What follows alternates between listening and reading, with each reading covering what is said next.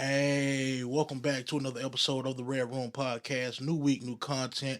Episode 82. Appreciate everybody for tuning in. You already know me, man. AJ, follow me on all my social media sites at AppleJackson94, preferably on Twitter, and follow the official Red Room Podcast, Instagram, and other social media sites at underscore the Red Room Podcast. And follow the producer, the second half of the Red Room Podcast, Jahari Harris, at his Twitter at JOROI Harris. Uh, great contribution y'all be making, man. Like I said, I do appreciate everybody who tunes in to the podcast week after week.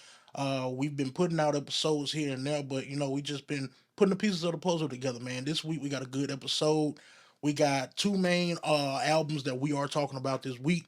That's that Westside Gunn, Hit the Where's Hermes 10, or just simply 10. Also that Freddie Gibbs Sold Separately. And we got a few other things going on in the culture I want to address too, as well as we took an unfortunate loss this week in the hip hop community. We lost Takeoff, man. I'm gonna talk a little bit about that too. First off, I'm gonna just jump in. It's a sad occurrence, man. We did lose Takeoff this weekend. We lost him. He was down in Texas. He was at a private event, and they were playing the dice game. Unfortunate things went on. They don't know whether it's here. Well, they haven't put out information whether it's this person or that person, but like it's up in the air. I'm not here to report all the news on that, but we did lose him, man. I still remember back in the day when I ran out of music to listen to back in like 2011, 2012, and I posted on Twitter. I was like, "What's new out there? What's new to listen to?" And my boy Tyler from Stash House Podcast, he had put out the information. He sent me a link, and it was Migos, man. And I was like, "I'm fucking with Migos, bro, straight up." And from there, I just been fucking with them. They've been putting out hit after hit. They solidified and changed the culture with that whole triplet spill, bro. That triplet flow, like it's still like it made a major dent in hip hop today, and it's wild, bro. Because Takeoff always been the secluded guy, the quiet guy, the chill guy. So to see that happen in the hip hop community, man, it's another occurrence, and it's the same sad story as as the saying goes, man. It's the same sad story because we really can't do nothing about this, man. Like we can, but the options that are out there ain't nobody trying to hear that, man. This gun violence is getting out of control. I understand, but we got to do something different and make different moves, man. We lost Dolph this year. We lost Takeoff. We losing major like people in the industry who we starting to lose people who we came up with, who our era music like thrived in, actual legends from back in the day. So that's wild, man. I send my condolences out to the family, um, Quavo, Offset, the mom, the dad, the whole family, man. The label, like it's crazy to lose your label mate. So my condolences are with y'all right now. Take off, you will be missed. Um, but on a lighter note, man, we've been doing good, bro. I had a great weekend a couple of weeks ago. A couple of weeks ago, my going back out really just took off. Had a great weekend. We had the tailgate at Russell County High School, my high school alma mater, man. It's the biggest tailgate, the biggest high school tailgate in Alabama. And it was great, man. Like this is the third one. They've been doing it every single year, and it's always great, man. It's just a bunch of country folk who all went to the same school, got the same type of vibe, know what's going on, get together, see each other, and have fun, man. That's the type of energy and camaraderie that we really do need down here in that area. You know what I mean? People say that it's all type of crime and stuff going on down here in the area, bro, because we so closely linked to like the city and then the country right here. But that's why I prefer the country, man. We be on that type of energy. Like it was grills out there, tents everywhere, fish frying, smoke in the air, blues playing. Um, wasn't nobody trying to outdo nobody. We all know each other, so it really ain't no need to try to one up nobody, man. We just happy to see everybody doing good. At the end of the day, we all went to school together, man. So whenever we link up, it's a fun occasion. It's a fun thing to do. Um, all the classes out there were represented.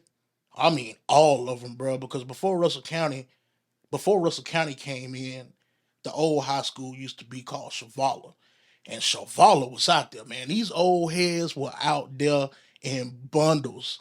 Chavala represented, man. I think the earliest class we had out there was like the class of '65, and that was crazy, man. Them old folks came out there and showed out, man. Um, got to shout out Russell County High School alumni, bro. Like the association, the alumni association. Shout out to them. They put the whole spiel together to get this actual event going a couple of years ago, man. I mean, it was so much fun, bro. I mean, our boys, our football team in the stadium getting did bad. Like we lost. Like we losing like hell, but the tailgate going up. You know what I mean? Like at that point, we were like, hey, we're here. Might as well have fun, turn up for show. The tailgate was so good in the area for real, for real. I feel like Russell County, honestly, these classes can do away with actual class reunions down here for real, and just pull up to the tailgate. Because from what I hear, like none of the classes, whoever putting their reunions together and stuff I've been hearing about, none of them been playing properly, and it just makes sense, man. Like honestly, I wouldn't even do like a class reunion. I just get up with your class a couple of weeks, maybe a month before the tailgate, link up with them, find out what y'all gonna do, and show up to the tailgate. Because honestly, that's the best option. It just make more sense, bro, than trying to do all this ripping and running. Then stuff don't go as planned. But it is what it is. And the crazy thing is, bro, straight from the tailgate, we went from the tailgate lit, had to pack up all that stuff. We came back to my house, man. Everybody down for the weekend, my brothers and stuff. And we cranked back up the next day at my house. We frying fish, having a good little day, man. Football with the fellas, cooling, cooling, cooling. It was a great, great thing, man. Okay, a few things I want to talk about in the culture, man. Like there are a few things going on, like three main points I want to hit on today. A couple of shout outs, but the first main topic I want to get on today is student loan forgiveness, man.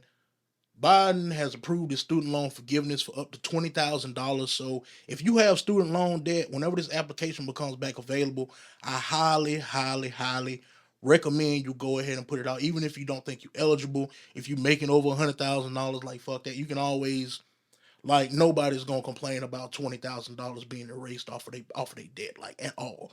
I really don't get the people who do got a problem with it. So go ahead and apply for that, man. Like the actual application has been taken down as of now, but I did mine as soon as it dropped. I ain't care. Like as soon as he put it down, I was like, "Yup, you might as well go ahead and do this, bro," because I want to make this a point for the culture, man, just for black folks in general, because my generation was a generation of curse breakers, man, generational curse breakers. A lot of us were the first in our family to go to college. A lot of us knew some people who went to college, but we weren't completely sure about it. We weren't financially like knowledgeable. We didn't know anything about all that, but it was a learning curve for us. But at the end of the day, we all went to school, and we signed these contracts and took out these loans. So um, that $20,000 is gonna help a lot of people. So y'all definitely take heed to that. Sign up for that. Put your application in. Big, big thing, man. Also, shout out to Morris Brown College in Atlanta, Georgia. They finally got their accreditation back, man. Major milestone since they lost accreditation in 2002 over the last president. Much love to the new president, Kevin James. Everyone who's like been financially involved in getting this thing going. Even if you weren't financially involved, getting the word out, putting your hands on it. Like this is a major milestone for Morris Brown, man. And it's definitely a good thing to hear some great news out of Atlanta at this point, man. I'm just glad to hear some great news coming out of Atlanta. Also, one more thing, this is labeled over to the creative side of everything, man. Salute to KeKe Palmer. KeKe Palmer. Everybody knows KeKe Palmer. We came up with KeKe Palmer, man. She's launching a digital network called Key TV, and the objective of the network is to spotlight a new generation of creators, content creators, everybody, anybody who got some content to put out. As a creator, I honestly think it's a much needed and major move because other than networking and social media, there's not really avenue to showcase creative talent, honestly, especially in the early stages of trying to get some type of talent, well, your talent out there on a certain avenue. And if you think about it, KeKe Palmer is honestly one of the best picks to share her talent and help the next generation grow. She's still young. She's not old and outdated with outdated tactics and whatnot. Um, she's an established actor, great writer, producer. She's modeled, had a brief music career. So, she's well rounded for, multiple avenues of content creation. No news or any official thing about the launch or the date. But any more specifics, like we just got to stay focused and stay tuned in for real. I'll let y'all know what I know or what I see. Y'all may see it before me. But yeah, shout out to KeKe Palmer, man. Major moves being made in the area of content creation out here, bro. It's getting crazy. Okay, y'all. So we are diving into the music. Getting into the music of the day, man. This first album, I really didn't know which order I wanted to talk about these albums because both of them I really had on repeat for the last few weeks. Well, this one right here I had on repeat since it came out, so it's been about a week. But the last one has been on steady repeat. Well, the next one I'm gonna talk about. But the first one is that Westside Gunn, Hitler Wears Hermes 10, or just simply 10. First off, I would like to say the Hitler Wears Hermes collection is a staple that has been severely overlooked in hip hop. Um, Straight up, like that whole series has just been overlooked, and I think it's about time that Westside Gunn got his flowers, bro. The actual album is actually 12 songs, and I'll say that Hitler Wears Hermes 8 side A and B actually solidified Westside Gunn as a heavyweight in the rap world. I'm just here to say that's why I feel. Some people feel like it was before. I feel like it happened right around that area, where he actually got solidified. You know what I mean? So don't come crucify me for all that.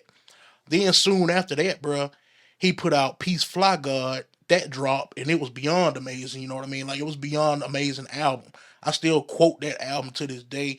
That's how you know if I'm having fun at a party, man. Some West Side Gun come on, and I start singing the lyrics. You already know what's going up. You know what I mean? But he gave us that album just for the hell of it, just for something for us to listen to until Hitler Wears Hermes 10 got done. And this Hitler Wears Hermes 10, man, it has shown that West Side Gun has crossed over as a heavy hitter. The last two albums, or last three projects, showed that he was on that level, but this right here shows he has crossed over as a heavy hitter, man. His intros alone honestly might make him the intro king because, like, his poetic, like that gangster, grimy, real spill, like poetry will never get old, man. Like coming from West Side, especially. His monologues, they remind me of like the Big Rube type of deal in his poetry. It's a good thing. I'm glad to see that, free spoken word poetry is still in hip hop. And you could easily make a playlist out of nothing but West Side Gun intros, like straight up, and be perfectly fine for whatever mood you need to be in, man. Like you going to the gym, West Side Gun intro. Mad, West Side Gun intro. Need some motivation, West Side Gun intro. Winding down, West Side Gun intro. Winding up, pre-gaming, West Side Gun intro, bro. It's just a good start or a good end or whatever you got going on at the time, man. On the album, he did have DJ Drama. It's always good to hear DJ Drama on the track, man. On the track, like it's nostalgic. He has his mark cemented a long time ago in hip hop, and so at this point, if he's speaking on your shit, then your shit gotta be good. Like he introduced the album, he spoke on the album throughout it. He was on that second song on the album. I kind of felt like the song was definitely kind of forced because like you can tell that sound was catered towards a typical drama Atlanta type sound and flow. Maybe it's just me, but it just sounded forced for real. But West Side Gun, he really put you in that New York state of mind when you're listening to his music. Even that beat being out of his element aside, he just put you in that New York state of mind, man. When I listen to West Side, you absolutely cannot tell me that I'm not in New York. You cannot tell me that, bro. You cannot tell me I'm not in New York. I'm not finna head down to a bodega. I'm not finna walk the streets. You know what I'm saying? You cannot tell me I'm not in New York when I'm listening to West Side Gun. Like the little short interludes, man, with the acapella rapping. I feel like he went down outside out the studio, found some locals, and just started beating on the mailbox and let the locals flow on it, bro. You know what I mean? And that type of authenticity, like that organic sound, it is just really appreciated, man. You can definitely tell that they put in the work. He had his daughter Westside Pootie on the album. She was talking her shit, man. She is always on projects, and it's dope to hear her, man.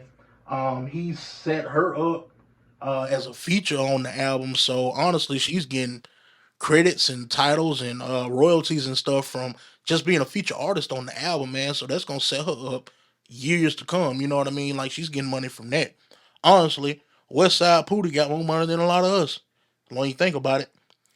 But anyway, the feature list was real dope, man. The feature list it had a uh man, honestly, it's a heavy hitting feature list.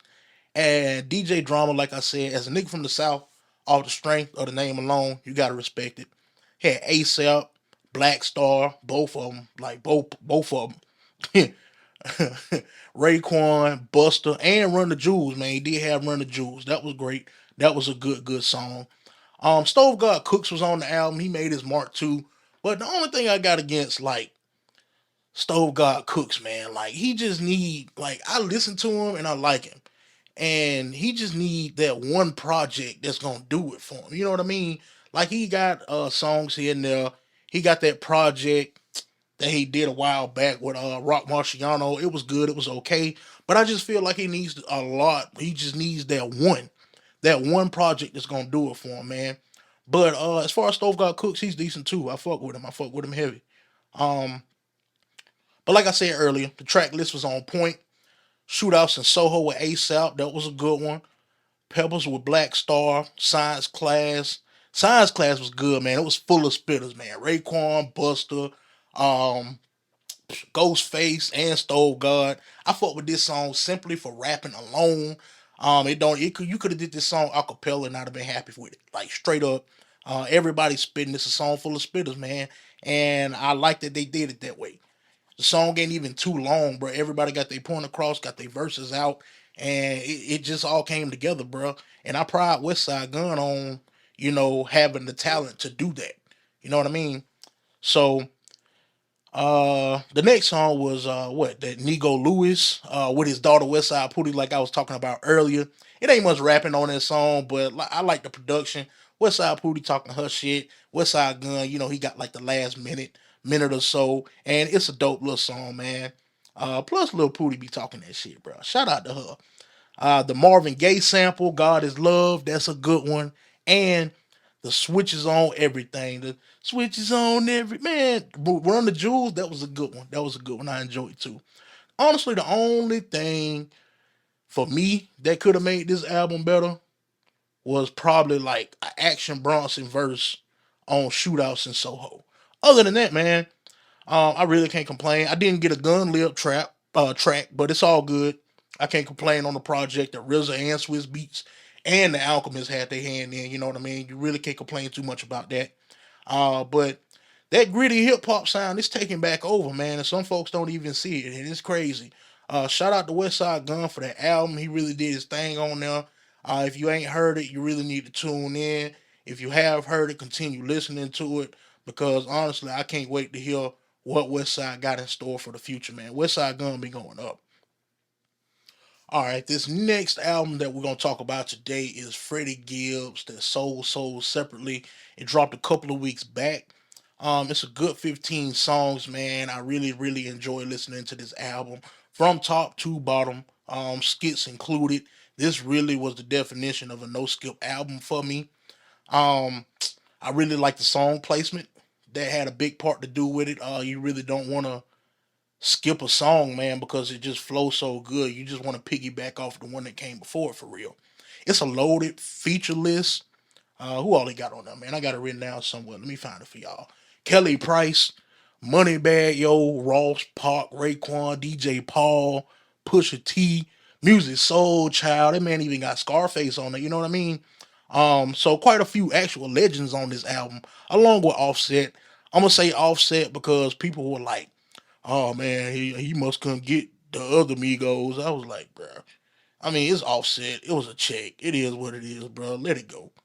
Um, but anyway, this album really solidified that Gibbs has perfected his craft for me, from bars to storytelling to beat selection, and the ability to adapt and collab with multiple producers. That was a big thing with Gibbs, man. You can definitely tell he's well rounded and likes to work with other artists.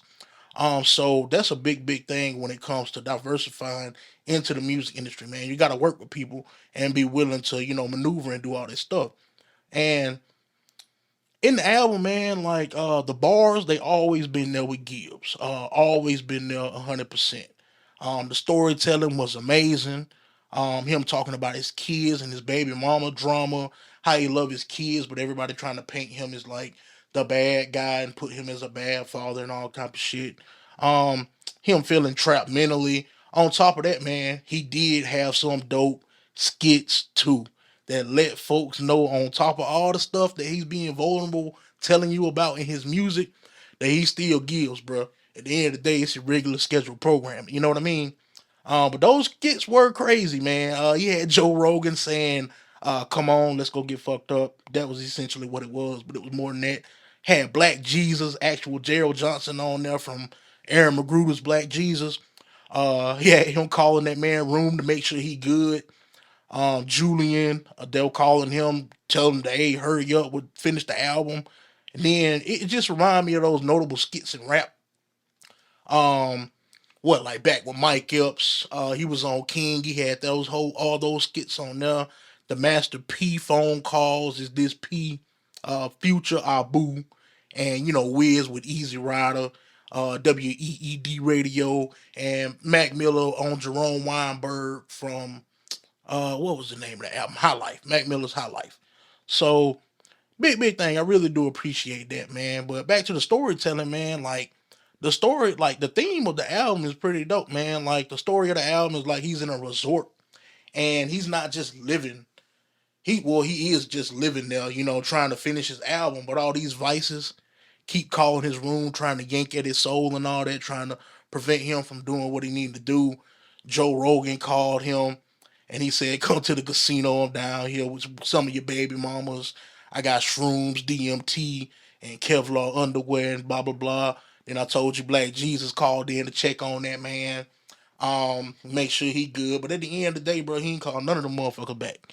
And I just felt like that was funny, bro, because I was waiting for that one phone call that Gibbs was gonna call them back and be like, "Hey, this is what it is."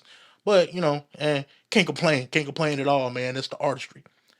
The producer collabs, what I was talking about earlier, he does got that ability to work with different producers, and I appreciate that. Of course, Mad Lib and Alchemist had a hand in the pool, like straight up, they were dipping their hand in the album. And Pop, even Anderson Park had a hand in production, and you can definitely tell it's on the song that he's featured on. It's just funky, groovy, just like that Park sound, man. I really enjoyed it, and honestly, I don't have a favorite song because as a whole, it's just too good to pick and choose. Like really, honestly, you just listen, piggyback off of them, man. They're really too good. Um, Blackest in the Room was great. Zipper Bags. That's a good one, man. Thugging and fucking music. That was a good one. Lobster Omelet, Rabbit Vision, PYS with DJ Paul, that dipped in gold full of Novos. That was hard. Dark Hearted. And CIA. CIA was dope too, bro. That man said crack, Instagram, and AIDS.